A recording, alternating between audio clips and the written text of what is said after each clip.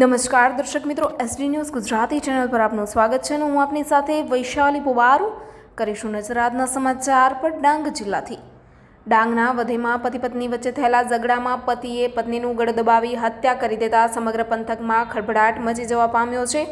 વધઈના રાજેન્દ્રપુર ખાતે રહેતી યુવતીને પોતાના જ પતિએ ગળું દબાવી મોત નિપજાવતા આજુબાજુના વિસ્તારોમાં ચકચાર મચી જવા પામ્યો છે. થોડા દિવસોથી ઘરમાં ઝઘડા થતા હોય પોતાના જ પતિએ ઘરમાં જ મોત નિપજાવતા સનસનાટી વ્યાપી ગઈ છે.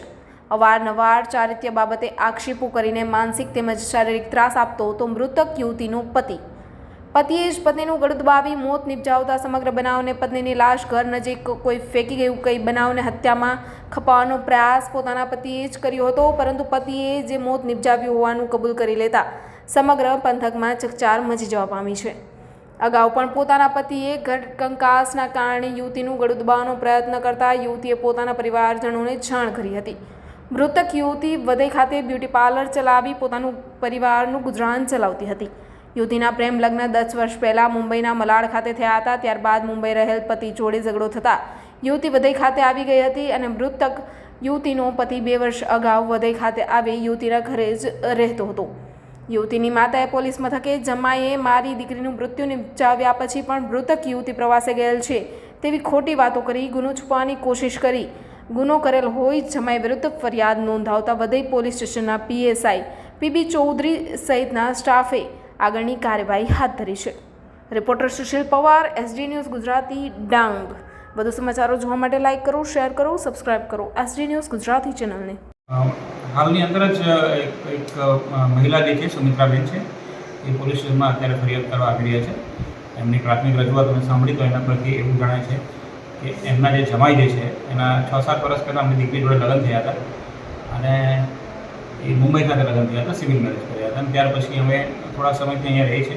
એમનો 5 વર્ષનો દીકરો છે જે સ્કૂલમાં જાય છે, જુનિયર KGમાં. છેલ્લા અઠવાડિયા પહેલાં જ એમની દીકરી એ જ્યારે હસબન્ડની પાસે રહેતી હતી, એનું નામ છે સોનમબેન, અને એ રહેતી હતી ત્યારે અઠવાડિયા પહેલાં એની પાસે ફોન આવ્યો હતો કે એનો હસબન્ડ એને ગળું દબાવવાનો પ્રયત્ન કર્યો છે. એટલે મારા હસબન્ડને સમજાવવા એમ કરીને એની મમ્મીએ તો જે પેલા એના જમાઈ જે છે જે હાલમાં આરોપી તરીકે એમને ફરિયાદમાં દર્શાવી રહ્યા છે એને સમજાવવાનો પ્રયત્ન કર્યો હતો. 2-3 બીજા જે પરિવારના બીજા સ્વજનો મારફત પણ એમને સમજાવવાનો પ્રયત્ન કર્યો હતો, પણ એ માનતો નહોતો અને બંને વચ્ચે છેલ્લા 1 મહિનાથી ઝઘડા ચાલતા હતા.